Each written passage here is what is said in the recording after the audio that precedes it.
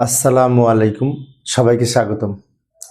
প্রিয় শিক্ষার্থী বন্ধুরা, আজকে আমি যে এইচএসসি হিসাব বিজ্ঞান বিষয়ে দৃশ্যমান ও অদৃশ্যমান সম্পদের হিসাব অর্থাৎ অষ্টম অধ্যায় সম্পর্কিত সিলেট বোর্ড 2025 সালে যে সৃজনশীল প্রশ্নটি এসেছিল ওই প্রশ্নটির সঠিক সমাধানের চেষ্টা করব। তো সমাধানের জন্য তোমাদের সাথে আছি আমি মোহাম্মদ সিরাজুল ইসলাম। চলো শুরু করা যাক। প্রথমে প্রশ্নটা দেখে নিই, প্রশ্ন কি বলা আছে।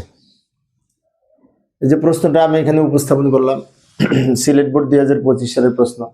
এখানে বলেছে প্রাইম লিমিটেডের 2025 সালের 1 জানুয়ারি তারিখে একটি মেশিন কেনে 4,50,000 টাকায়, পরিবহন খরচ 20,000 টাকা, সংস্থাপন ব্যয় 50,000 টাকা, 30,000 টাকা।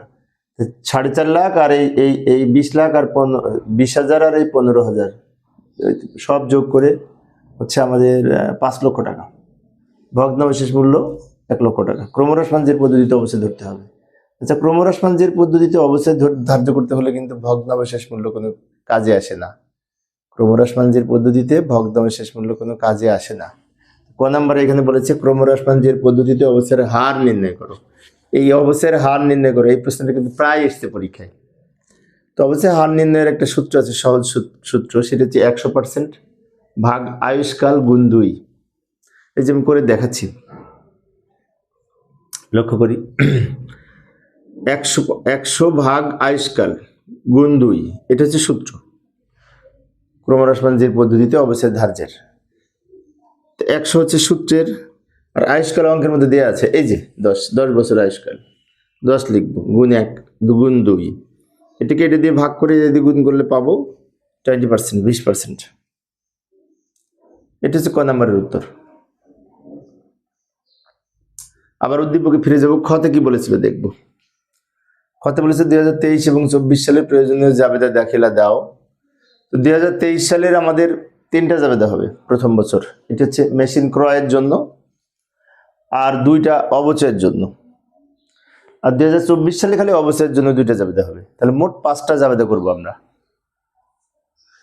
যাই, খ নম্বরের জন্য আমরা জাবেদের ছক অঙ্কন করব।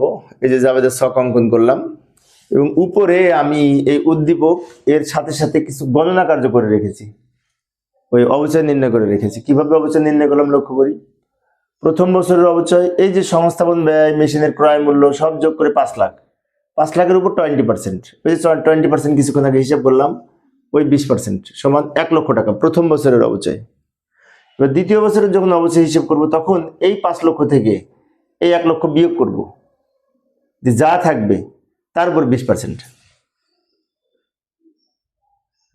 তাহলে প্রথম বছরের অবচয় হলো 1 লক্ষ, দ্বিতীয় বছরের অবচয় হলো 80,000।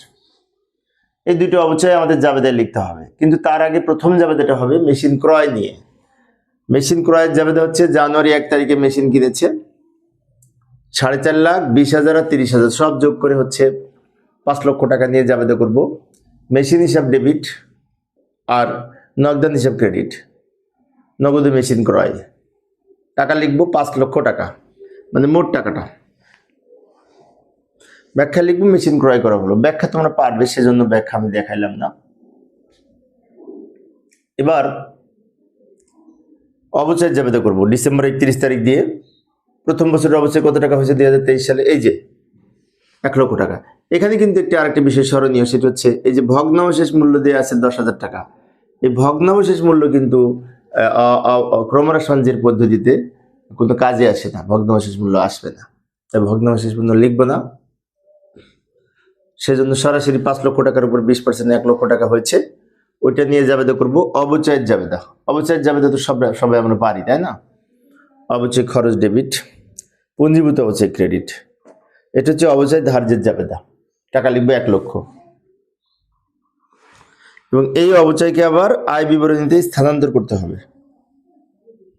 হিসাবকাল শেষে অবচয় হিসাব বন্ধ করার জন্য আয় বিবরণীতে স্থানান্তর করতে হবে। তার জন্য জাবেদা হচ্ছে আয় বিবরণী ডেবিট, অবচয় ক্রেডিট।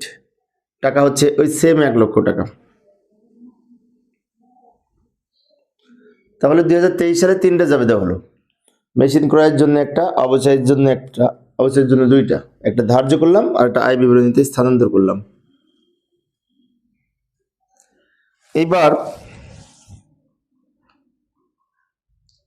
আরো 2টা জাবেদা আছে, 2000 সালে 2024 সালের ডিসেম্বর 31 তারিখ দিয়ে ওই অবচয় দুইটা জাবেদা করবো। মেশিন আর কেনার জাবেদা আর হবে না, কিন্তু মেশিন তো একবারই কিনেছি, তাই না? তো অবচয় জাবেদা, অবচয় খরচ ডেবিট, পুঞ্জীভূত অবচয় ক্রেডিট। টাকা হবে কত? টাকা হবে এই যে 2024 সালে যে অবচয় বের করেছি 80,000 টাকা। 80,000 টাকা কিভাবে বের করলাম? প্রথম বছর অবচয় হলো 1 লাখ। এবার ক্রমহ্রাসমানজের পদ্ধতিতে পরের বছরের যখন অবচয় ধার্য করব, তখন মেশিন হিসাব থেকে এই এই টাকাটা বিয়োগ করে যা থাকবে তার উপরে 20% হিসাব করব। এবং এই অবচয় ধার্য করার জন্য যে জাবেদা করলাম, যে অবচয় খরচ ডেবিট, পুঞ্জীভূত অবচয় ক্রেডিট, এখন অবচয় বছর শেষে বা মেয়াদ শেষে আয় বিবরণীতে স্থানান্তর করতে হয়। তার জন্য জাবেদা করব আয় বিবরণী ডেবিট, অবচয় ক্রেডিট। এটা হচ্ছে সমাপনী জাবেদা। টাকা লিখবো সেম টাকা। এই হচ্ছে জাবেদা। খ নাম্বারের উত্তর, তাই না? সহজ ছিল। তো আবার আমরা উদ্দীপকে ফিরে যাব। গ নাম্বারে বলেছে প্রথম 2 বছরের অবচয় হিসাব এবং অবচয় সঞ্চিত হিসাব প্রস্তুত করো। আচ্ছা, এই অবচয় সঞ্চিত হিসাবের আরেক নাম কিন্তু পুঞ্জীভূত অবচয়। পুঞ্জীভূত অবচয়ের বিভিন্ন নাম আছে। অবচয় সঞ্চিত হিসাব, ক্রমযোজিত অবচয় হিসাব, সব এক কথা।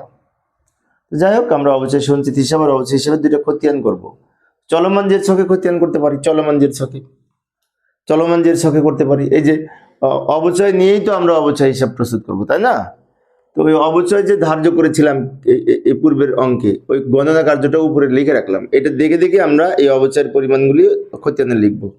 উত্তর গ এখান থেকে শুরু, অবচয় হিসাব।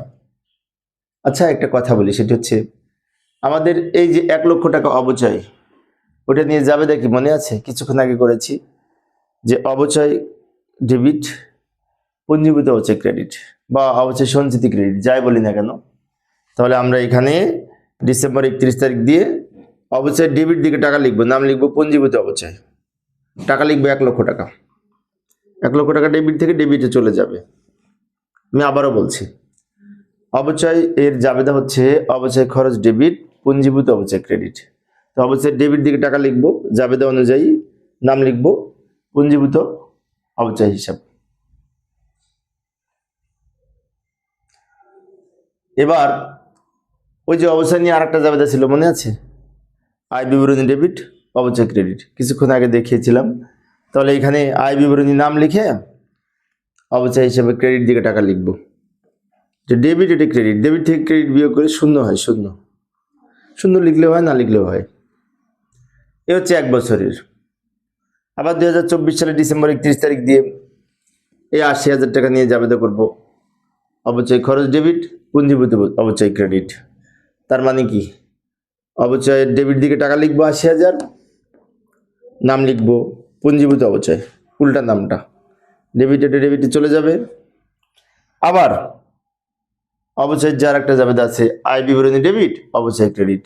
তো আয় বিবরণী নাম লিখে অবচয় ক্রেডিট দিকে টাকা লিখবো, এটা থেকে বিয়োগ করে শূন্য হলো। এই হচ্ছে আমাদের অবচয় খরচ। কিছুক্ষণ আগে যে খ নাম্বার জাবেদা করেছি, জাবেদা দেখেও আমরা করতে পারতাম। আচ্ছা, আর একটা খতিয়ান করতে বলেছিল অবশ্য আমাদের, সেটা হচ্ছে ওই যে পুঞ্জীভূত অবচয় হিসাব বা অবচয় সঞ্চিত হিসাব, যাই বলি না কেন। তো ওইটা করার জন্য যে পুঞ্জীভূত অবচয় হিসাব প্রস্তুত করবো, ওটা করার জন্য আবার সে গণনা কার্যটা উপরে লিখে রাখলাম, এটা নিয়ে আমরা লিখবো, তাই না?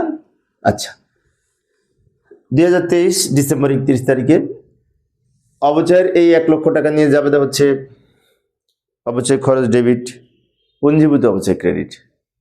তার মানে কি? নাম লিখবো অবচয় খরচ, পুঞ্জীভূত অবচয় যেহেতু হিসাব করতেছি, পুঞ্জীভূত অবচয় ক্রেডিট দিকে টাকা লিখবো, ক্রেডিট দিকে, ক্রেডিটের টাকা ক্রেডিট দিকে চলে যাবে। 2023 সাল শেষ, কারণ পুঞ্জীভূত অবচয় নিয়ে একটা মাত্র জাবেদা আছে, সেজন্য ওইটা লিখলাম ক্রেডিট দিকে। 2024 সালে অনুরূপ ডিসেম্বর 31 তারিখ দিয়ে জাবেদায় ছিল এই 80,000 টাকা নিয়ে আমরা জাবেদা করেছিলাম অবচয় খরচ ডেবিট, পুঞ্জীভূত অবচয় ক্রেডিট। তো অবচয় খরচ নাম লিখে পুঞ্জীভূত অবচয় ক্রেডিট দিকে টাকা লিখব। এখন এটাও ক্রেডিট, এটাও ক্রেডিট। খতিয়ানের জের নির্ণয় করার সময় ক্রেডিট ক্রেডিট যোগ করে ক্রেডিট দিকে লিখব, ক্রেডিট ক্রেডিট যোগ করে ক্রেডিট দিকে লিখব। এইভাবে আমরা সমাধান করতে পারি। তো প্রিয় শিক্ষার্থী বন্ধুরা, এই ছিল সিলেট বোর্ড সালের সমাধান। তো আমার সামনে যারা করতেছো তারা খাতায় তুলে নাও, পরবর্তীতে আবার আরেকটা বোর্ড আমি সমাধান করার চেষ্টা করব।